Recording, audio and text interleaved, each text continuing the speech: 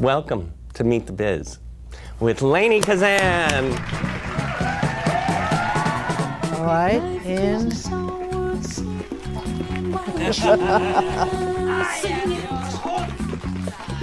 Sensory work that works for this scene.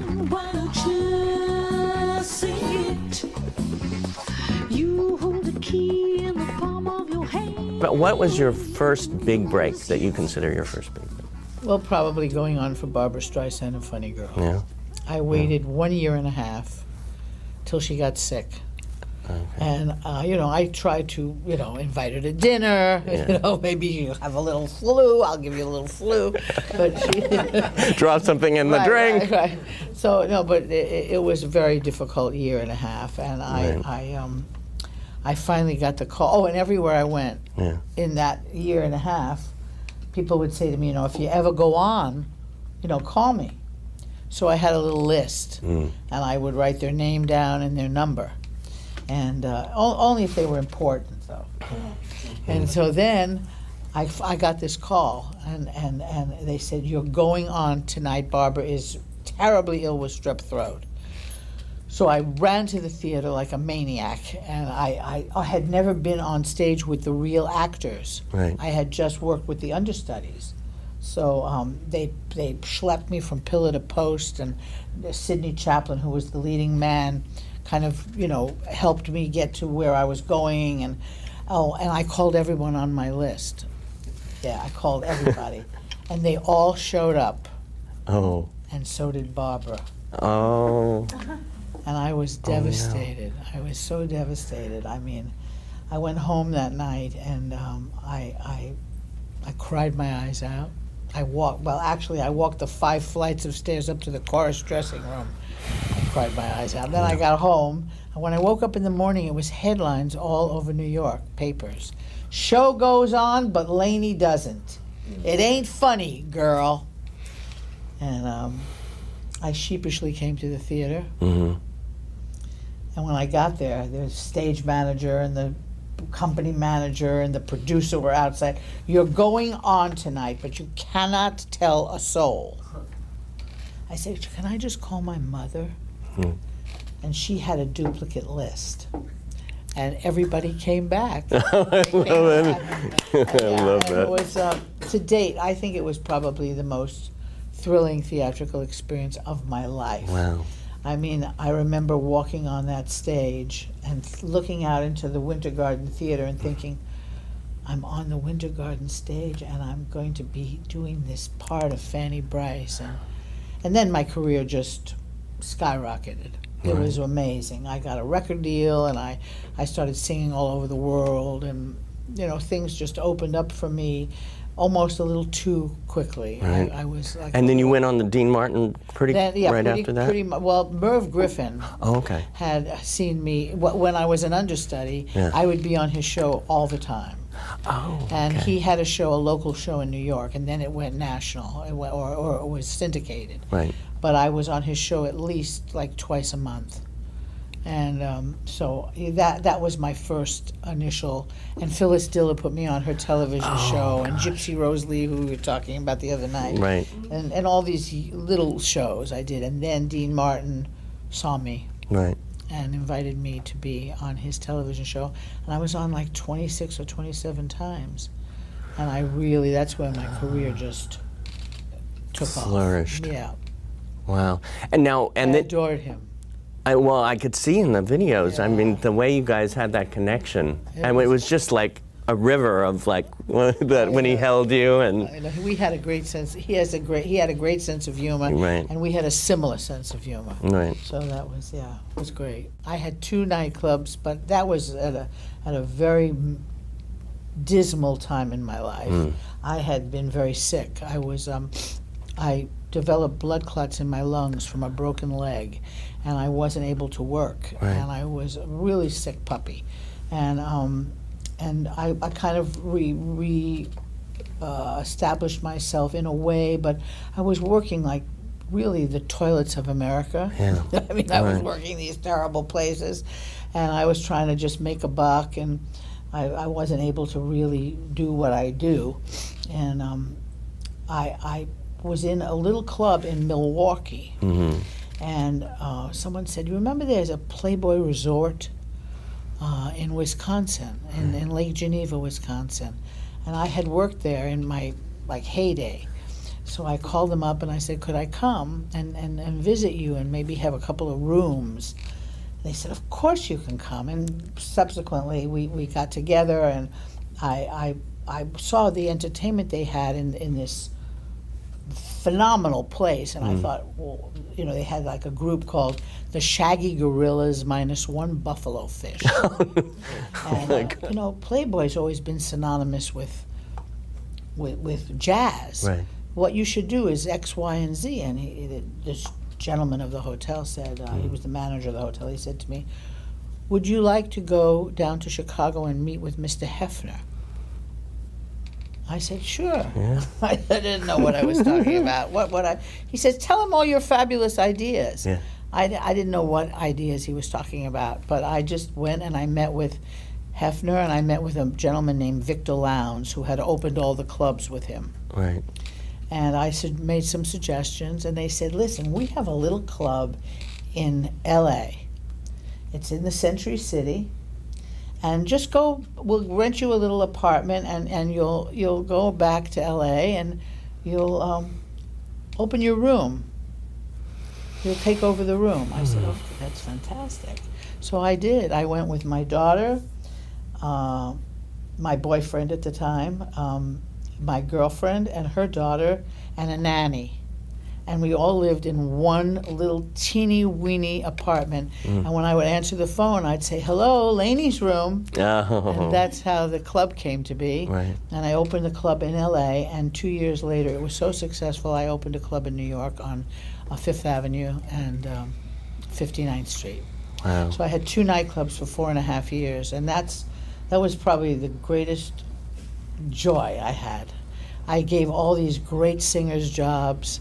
They were just thrilled to have me as their, you know, kind of entrepreneur boss. And I was a kid. I was like maybe 30. Wow. And I was doing that. Yeah, it was really amazing, amazing, amazing. I loved it. I booked Sarah Vaughan. Oh, my God. And, all these great, Amazing. Bill Evans, a great pianist. Right. And Earl Father Hines and Eartha Kitt. Oh, Eartha. And oh my God, all those singers who were so phenomenal. So phenomenal. It was a great joy for me. When Lainie's on stage, and as some of you have seen her, I mean, you are so in each and every song, and it's its own story. Yeah, well, I think that singing is acting. Yeah. And I think all the great, really great storyteller singers, torch song singers, are really good actors. I mean, Frank Sinatra, Right. you know, Lena Horne, Judy Garland, Peggy Lee, all those singers who people really don't know about. And I teach a class at UCLA, and I'm now teaching here for you. Yes. And I love it because I can expose the students. I teach acting for the singer. That's really my genre. Right. But I do teach acting. I studied with some of the great acting teachers of all time. I studied with Sanford Meisner for 3 years at the Neighborhood Playhouse, and I studied with Lee Strasberg for 5 years, and then became a lifetime member of the Actors Studio. So I use what I've gleaned and what I've learned and try to put it into a form that can be digested by young people. Right. It's so important to take classes. I mean, it just seems that a lot of people these days who want to be actors think, oh no, I just can do it. Or I'm just beautiful. You know. I think that, you know, the truth of the matter is, you know, you can be a talented, visionary architect, Yeah. but you need some roots. You Yeah. need to learn how to be an architect. Well, you have to learn how to be And an you'll feel actor. solid when you do it Exactly, too. and you won't lose your technique, and you will be able to use it for many, many, many, many years. My favorite year, Peter O'Toole. Oh my goodness. Peter I have O'Toole. a funny story. Yeah. Maybe I told you. If I told you, stop me. No, speak, Okay. speak.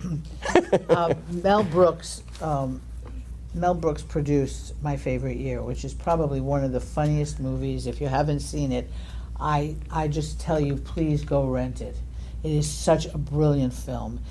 It's a film about John Barrymore, who used to drink quite a bit, and he was on the show of shows, which was hosted by Sid Caesar, and it's a brilliant show. And Mel Brooks is the young writer who the show it's about him and this gallant actor, and I play Mel Brooks's mother. And he comes to Brooklyn. He brings his mother he brings this great actor to Brooklyn to meet his mother, and it was incredible script, incredible. I laughed the whole time I read it. So I am now on the set for the first day, and Mel Brooks says to me, "Would you like to meet Mr. O'Toole?" I said, "Oh my God, I would love to meet Mr. O'Toole." So now he knocks on the trailer door, and we hear this muffled sound. He goes, "Yes, come in." So I come in, and here is this little skinny Englishman in his underwear with his head in the sink. He takes his head out of the sink, wraps a towel around it, puts his head up, and he says to me, "Miss Kazan, it is an extreme pleasure to meet you." And he was in his briefs. DVDs. Yeah, but he was like he was in a tuxedo. It was so amazing. It was just an amazing. Oh my God. Yeah, and he was so gracious to me and so delighted with me that he made me a wonderful actor in that piece, right, because he did it. Yeah. And that's what's so important when someone gives you so much as an actor. The other actor gives you so much.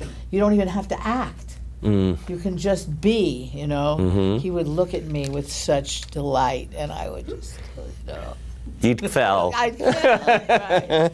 And then working with Divine. Oh, hilarious, hilarious. She said to me, you know, Divine was a crush, what do you call it? A transvestite. Yeah. I didn't even know who Divine was when I got the movie. I had no idea. And Tab Hunter had called me at my home. Right. Jennifer said to me, my daughter's Jennifer, she said to me, "Mom, Tab Hunter's on the phone." I said, "Tab Hunter?" Now, you have to know, in the 50s and 60s, he was the biggest star that there was. Tab Hunter? So I pick up the phone. "Hello, this is Tab Hunter." I said, "Yeah." He says, I have a movie I'd like to meet you about, and can we have lunch at this restaurant called Butterfield's? And we went, and he gave me the script, and I laughed out loud when I read it, laughed out loud. And he also gave me a scratch and sniff tape. Scratch card. Was that a polyester? Yeah, oh my God. Right. So now I'm having the Jewish holidays at my house. Oh no, you didn't. I did. And I gave the card, and I told him, "Pass it around." I didn't know what it was. And so, At the Seder. at the Seder, Oh, yeah. after the Seder, Oh, okay. little by little, my family just kind of wandered out. It was so horrible. And they weren't matzo balls, scratch Yeah, and sniffs. Right. It was really horrible. And so I said, "I don't know if I want to do a movie with this woman. This is, well, whatever she is, man, woman." But I did take the film against my agent's blessing, because they thought, don't be outrageous. But I did, because I knew it would appeal to my audience. Right. And one night, Divine and I are rolling around on the floor, and we're having this terrible fight, Right. a physical fight. And he says to me, "Hey, watch it, Kazan, because underneath these skirts beats a rod of steel."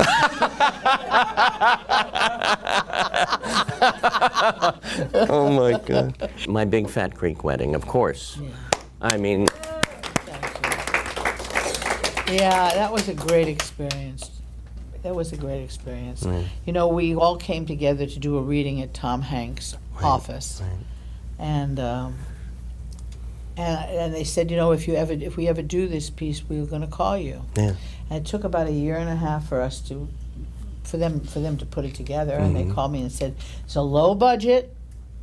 Don't expect much, but we're all going up to Toronto to make this little movie."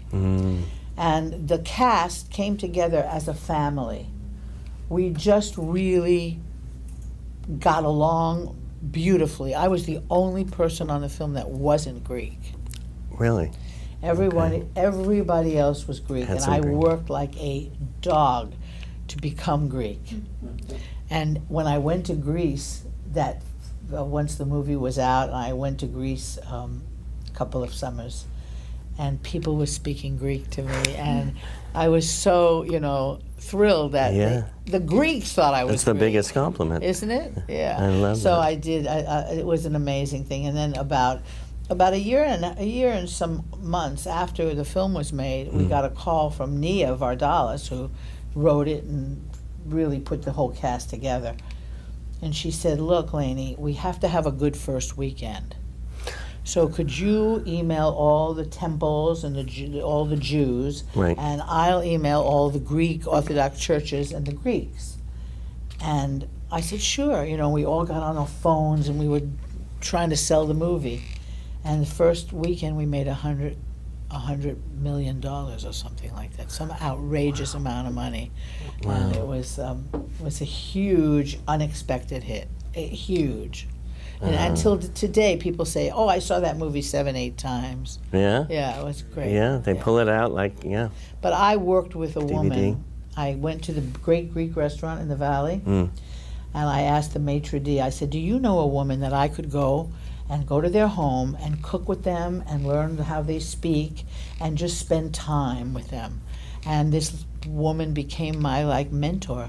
She was just a nice little, Greek lady, and I would go over there and she'd make, shashlik and, Yeah. and we would talk, and I gave her the script and I said to her, "Just say the words." She did the whole script for me.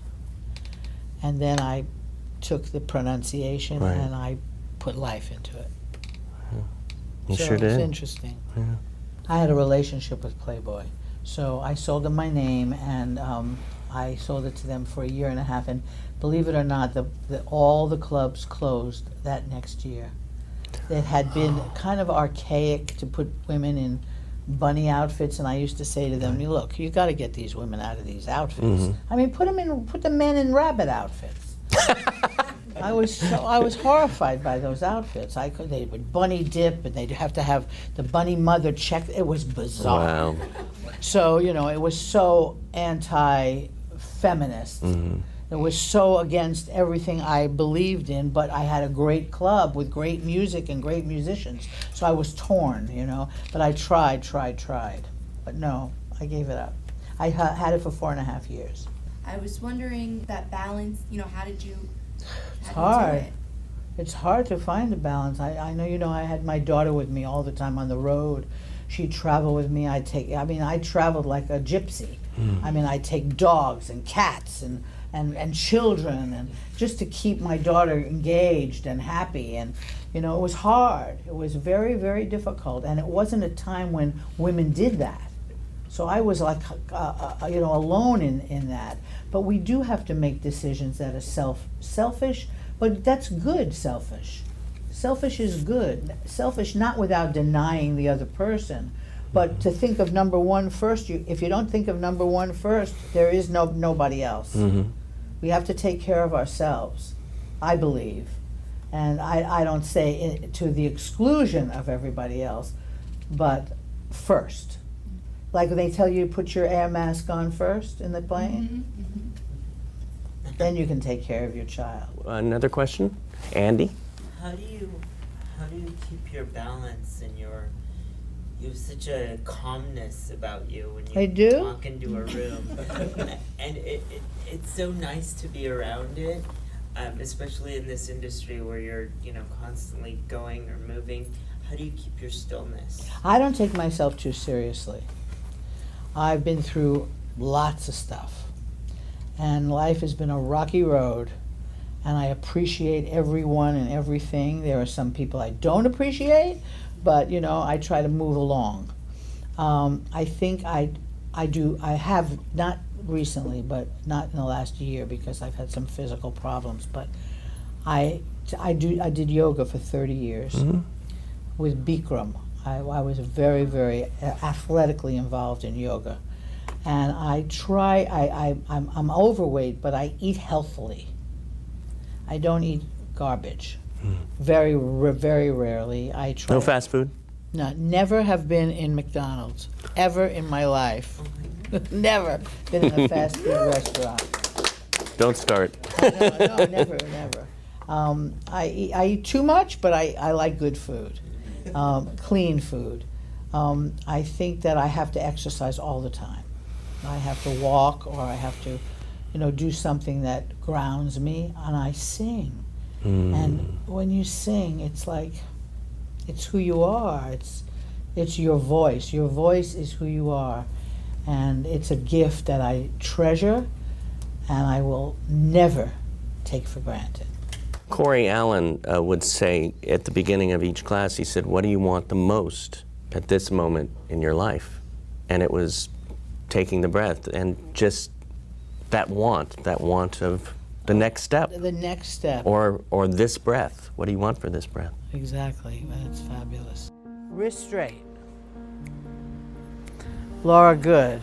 I always have hope, and I always feel as though I have to still climb the mountain. I never say I'm at the top of the mountain and I look down. I just always go, oh, I've gotten a little higher on the mountain, and and I never stop trying to learn, be creative, try new things, and I believe that's the answer to life, because if you have hope and you have courage and you have creativity, you have everything. So make choices. I wish I knew how to quit you. Say it again. I know you're good at it. I've seen you. I knew how to quit you. I was really moved. Really. 1, 2, 4. Yeah, no. Aftershave lotion. Just very seductive, my dear. Very seductive. Fantastic. Intention, and you followed it through, and it was funny, and it was scary, and it was good. The same as with JJ, I felt you going to give it to yourself and allow yourself to be. Yeah, and after all this big spiel he just gave to me about us not having faith in you, what do you think about me? She is my sister, okay? But I had to ask. Well, there's yeah. also some sort of anger in you. Guys, I had a great night and a great couple of weeks. You are just all fabulous, and you're just inspirational, and you grow and grow and grow, and it's a thrill to be here, and I thank you. Don't blame your life on a master plan. It was just delicious. You were both delicious. You decide what to do with your life. You're a fool if you think you're helpless. You control destiny with your mind. Life is a song worth singing. Life is a song worth singing. Life is a song worth singing. Why don't you